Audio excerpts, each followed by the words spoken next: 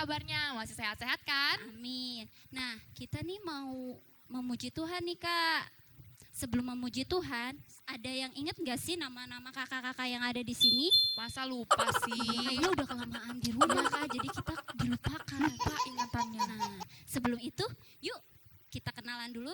Perkenalkan nama kakak Heni. Sebelah kakak, Aku Kak Joyce. yuk kita mau memuji Tuhan. Tapi bentar deh Kak Heni. Apa tuh? Teman-teman juga pernah mikir gak sih? Sebenarnya kalau kita muji Tuhan, Tuhan tuh denger gak sih? Sementara kita aja gak bisa lihat Tuhan. Walaupun kita nggak bisa lihat Tuhan, tapi Tuhan tetap ada. Itu namanya iman. Kita percaya bahwa Tuhan Yesus tetap ada. Nih, kita lihat nggak rambut kita tuh bergoyang-goyang. Wah iya, Nah, itu artinya ada apa tuh? ada angin. Nah, angin tuh bisa kita lihat nggak? Coba teman-teman bisa gak lihat angin? Coba adik-adik di rumah buka matanya, kita lihat angin. Ke kanan, ke kiri, ke atas, ke bawah, ada nggak tuh angin? Gak ada. Coba kita pegang angin. Ayo, gerakin kanan tangannya di rumah. Bisa nggak tuh? Gak bisa juga.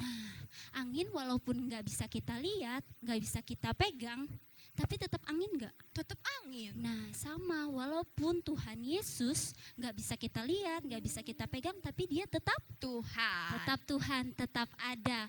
Dia bahkan bisa melihat kita, memperdulikan kita, bahkan sayang sama kita. Percaya kan? Percaya dong. Nah gitu. Jadi teman-teman juga harus tetap semangat memuji Tuhan ya. Yuk kita mulai memuji Tuhan dengan pujian Ada Gerakan Roh Allah di sini. Nyanyi sama-sama ya. Yuk bangkit berdiri, ajak mama, ajak papa, ajak adik dan kakak, oke?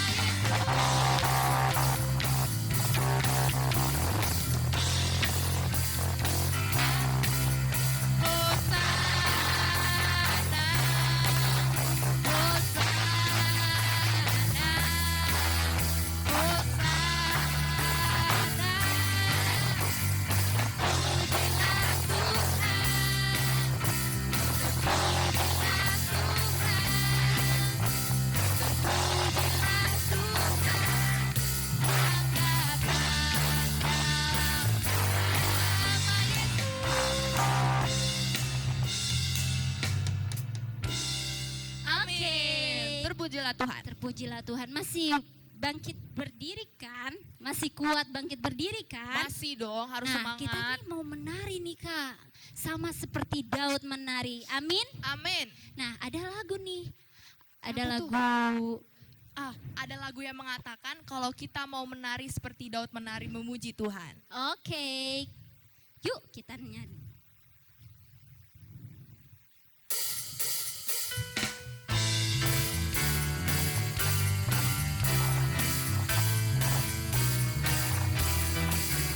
Bila roh Allah ada di dalamku, ku kan menari seperti Daud menari.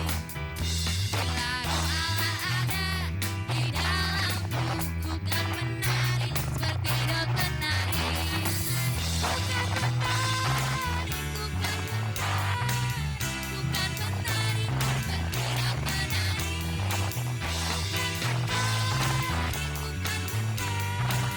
Ku kan menari, ku kan menari, ku kan menari seperti Daud menari. Bila roh Allah ada di dalamku, ku kan menari seperti Daud menari. Bila roh Allah ada di dalamku, ku kan menari seperti Daud menari. Ku kan menari, ku kan menari seperti Daud menari.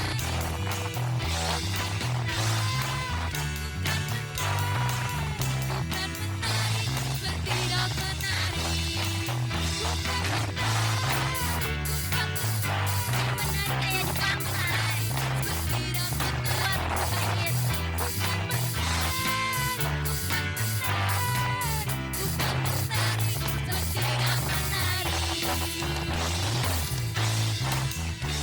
menari, bukan menari kayak di pantai. Seperti Daud menari bangkit. Bukan menari, bukan menari, bukan menari seperti Daud menari. Bukan menari, bukan menari seperti Daud menari. Seperti Daud menari, memuji Tuhan, menyenangkan hati Tuhan. Amin. Amin. Amin. Nah, sebentar lagi kita mau mendengarkan firman Tuhan nih adik-adik. Siapkan hati, coba duduk yang manisnya kayak gimana. Duduk baik. Duduk baik, kita mau dengar-dengaran firman Tuhan. Tuhan. Siapin Alkitabnya juga. Ya, betul. Kita mau mendengarkan firman Tuhan. Nah, sebentar lagi kita mau menyanyikan Mengalirlah Kuasa Roh Kudus. Amin. Biarlah Roh Kudus mengalir di setiap hati adik-adik semua di rumah.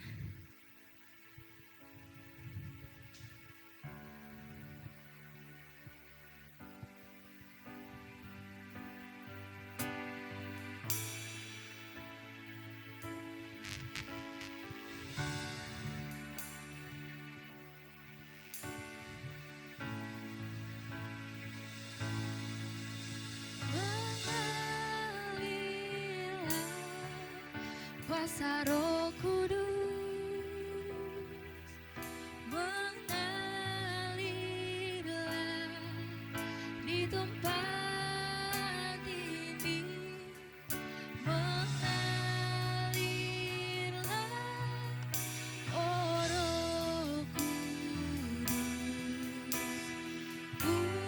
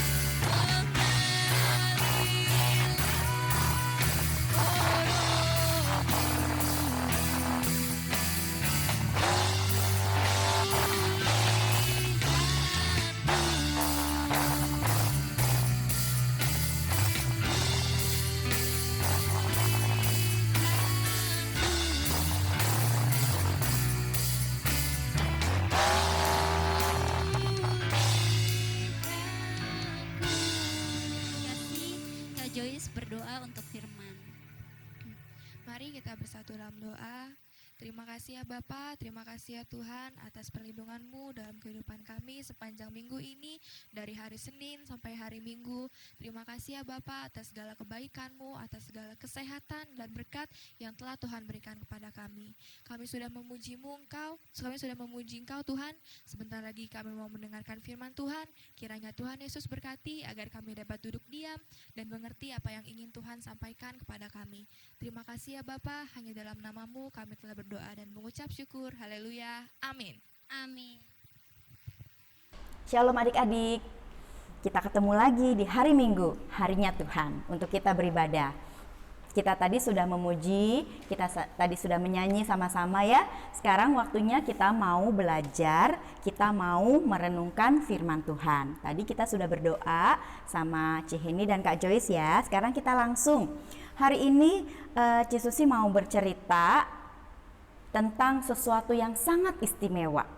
Sebelumnya mau dites dulu nih, siapa yang minggu lalu ikut ibadah online? Pasti tahu cerita dari Kakak Prima bahwa ada 2 janji yang Tuhan Yesus berikan untuk semua orang yang percaya sebelum Tuhan Yesus naik ke surga. Ada yang masih ingat janjinya apa? Yang pertama, ya, Tuhan Yesus berjanji akan menyediakan rumah di surga buat semua orang yang percaya. Terus janji yang kedua apa? Tuhan Yesus akan mengirimkan Roh Kudus untuk menyertai kita. Nah, hari ini Cisusi ceritanya itu tentang penggenapan janji Tuhan Yesus. Adik-adik, siapa di sini yang pernah dibilang sama papa atau mamanya gini, nanti kalau nilai rapot kamu bagus-bagus, nanti papa kasih hadiah, kita beli ini atau kita ke sana. Ada yang pernah nggak dijanjiin kayak gitu? Terus ketika janjinya itu ditepati, adik-adik seneng nggak? Seneng pasti ya? Iya. Nah, begitu juga waktu Tuhan Yesus berjanji, Tuhan Yesus menepati satu janjinya dulu. Ada di dalam Kisah Para Rasul 2. Adik-adik buka Alkitabnya yuk, kita baca ya. Cisusi baca, adik-adik menyimak ya. Kisah Para Rasul 2 ayat 1 sampai seterusnya. Tapi kita cuma baca ayat 1 sampai 4 ya. Yuk, judul di sini Pentakosta. Ketika tiba hari Pentakosta, semua orang percaya berkumpul di satu tempat. Tiba-tiba turunlah dari langit suatu bunyi seperti tiupan angin keras yang memenuhi seluruh rumah di mana mereka duduk. Dan tampaklah kepada mereka lidah-lidah seperti nyala api yang bertebaran dan hinggap pada mereka masing-masing. Maka penuhlah mereka dengan Roh Kudus, lalu mereka mulai berkata-kata dalam bahasa-bahasa lain seperti yang diberikan oleh Roh itu kepada mereka untuk mengatakannya. Nah, kita baca dari ayat 1 sampai 4 ya. Di sini adalah peristiwa terjadinya Pentakosta. Inilah saat waktu janji Tuhan Yesus ditepati, yaitu mengirimkan Roh Kudusnya. Apa sih itu Roh Kudus? Ada yang pernah dengar ya Roh Kudus ya? Roh Kudus adalah roh dari Allah. Roh Allah bukan roh dari Allah. Justru Roh Kudus itu Allah yang akan menolong kita. Roh Kudus adalah roh Allah, roh kebenaran. Roh Kudus dikirim oleh Bapa untuk menyertai kita. Kita lihat ayat yang kedua, 3, dan 4. Ketika itu Roh Kudus diberikan kepada murid-murid Tuhan Yesus yang berkumpul di loteng Yerusalem. Ada 3 tanda di situ, ada 3 yang terjadi. Di ayat kedua perhatikan, tiba-tiba turunlah dari langit suatu bunyi. Seperti apa? Seperti tiupan angin keras. Gimana bunyi tiupan angin keras? Gitu ya. Lalu tanda yang kedua, waktu terjadinya, waktu Roh Kudus diberikan. Di ayat yang ketiga, dan tampaklah kepada mereka apa? Lidah-lidah seperti nyala api yang bertebaran dan hinggap pada mereka masing-masing. Mungkin di rambut, mungkin di sini, Mungkin di sini seperti nyala api, tapi di sini tidak mencatat ada kebakaran ya. Lidah-lidah seperti nyala api. Tanda yang ketiga yang terjadi ketika Roh Kudus diberikan ada di ayat yang keempat. Maka penuhlah mereka dengan Roh Kudus, lalu mereka mulai berkata-kata dalam bahasa-bahasa lain. Mereka berkata-kata dalam bahasa-bahasa lain. Di bagian selanjutnya nanti kakak-kakak yang besar atau adik-adik juga boleh membaca bahwa mereka berkata-kata dalam bahasa-bahasa yang penduduk situ punya dan penduduk sana bisa ngerti. Dan mereka berkata dalam bahasa lain itu yang artinya memuliakan Allah, memberitakan perbuatan-perbuatan Allah yang besar. Itu yang mereka katakan dalam bahasa-bahasa lain. Yang kita mau belajar hari ini adalah bahwa Roh Kudus diberikan oleh Bapa di surga untuk menyertai kita. Roh Kudus diberikan untuk menolong kita melakukan apa yang Tuhan mau di dalam hidup kita. Roh Kudus membantu kita, memampukan kita melakukan kehendak Tuhan karena kita tidak mampu. Seringkali aku mau melakukan apa yang baik lah, aku nggak mau males-males belajar lah, tapi buktinya kadang-kadang kita males kan? Nah, itulah sebabnya kita perlu Roh Kudus. Roh Kudus yang memampukan kita melakukan kehendak Tuhan. Roh Kudus memberikan kemampuan kepada kita juga untuk menjadi saksi Tuhan, untuk memberitakan tentang kabar baik bahwa semua yang percaya bisa diselamatkan, diampuni dosa-dosanya. Jadi Roh Kudus menolong kita. Roh Kudus juga dibilang roh penghibur. Ketika kita sedih, ketika kita susah, Roh Kudus yang menghibur. Roh Kudus juga dikatakan mengajar kita. Apa yang kita baca dalam firman Tuhan nih, kadang-kadang kan kita bingung. Tapi ketika kita berdoa, Roh Kudus akan kasih kita pengertian. Roh Kudus juga dikatakan roh yang menolong kita memilih apa yang harus kita lakukan. Jadi Roh Kudus diberikan kepada setiap orang yang percaya. Pertama kali di loteng Yerusalem disebut peristiwa Pentakosta. Disebut peristiwa apa? Coba kita bilang peristiwa Pentakosta. Itulah pertama kali Roh Kudus diberikan. Bagaimana dengan sekarang? Tenang, semua orang termasuk adik-adik yang percaya dalam hati bahwa Allah sudah membangkitkan Yesus dan mengaku bahwa Yesus adalah Tuhan, diberikan Roh Kudus dalam hatinya. Jadi ketika kita percaya, Roh Kudus ada di dalam hati kita dan siap menolong kita, siap memimpin kita. Adik-adik percaya sama Tuhan Yesus? Amin. Berarti ada Roh Kudus. Roh Kudus yang selalu siap menemani, Roh Kudus yang selalu siap mengajarkan, menghibur, bahkan menegur loh. Kalau kita melakukan hal-hal yang tidak sesuai dengan keinginan Tuhan Yesus, Roh Kudus akan menegur di dalam hati kita. Itulah fungsi dari Roh Allah yang disebut juga Roh Kudus.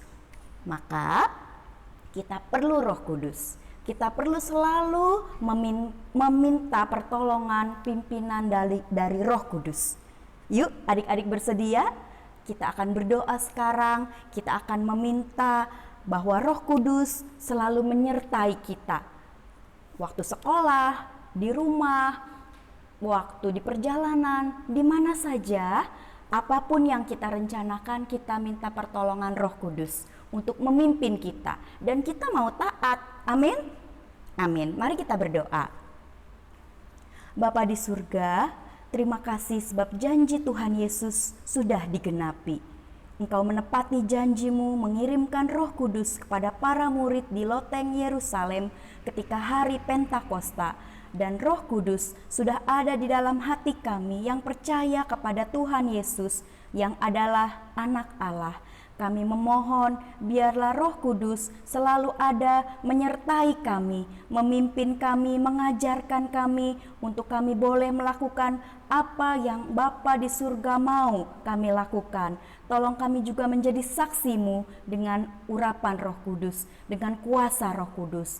Terima kasih Tuhan, Engkau memberkati setiap kami. Biarlah Roh Kudus menolong kami sehari lepas sehari sampai kami besar, sampai seumur hidup kami. Kami mau Roh Kudus selalu memimpin dan menyertai kami. Dalam nama Tuhan Yesus kami berdoa.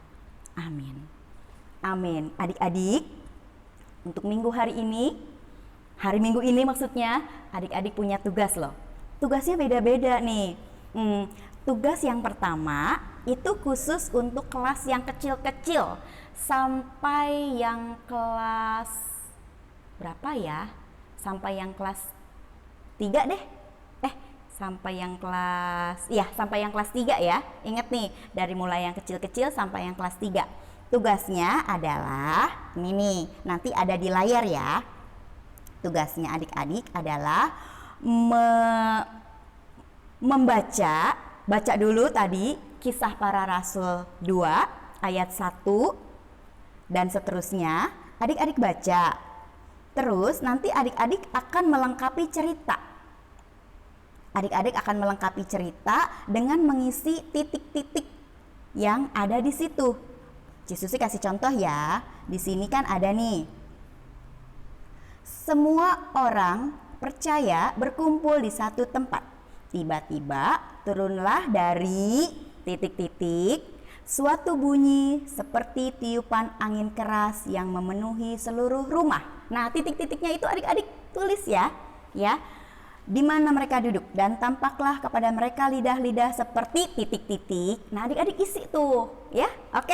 Adik-adik tinggal isi jawabannya aja, nggak usah disalin, nggak usah ya. Terus untuk kelas 4,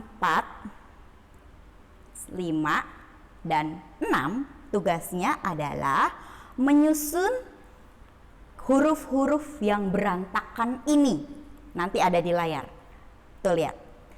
Huruf-huruf yang berantakan disusun ada berapa ya?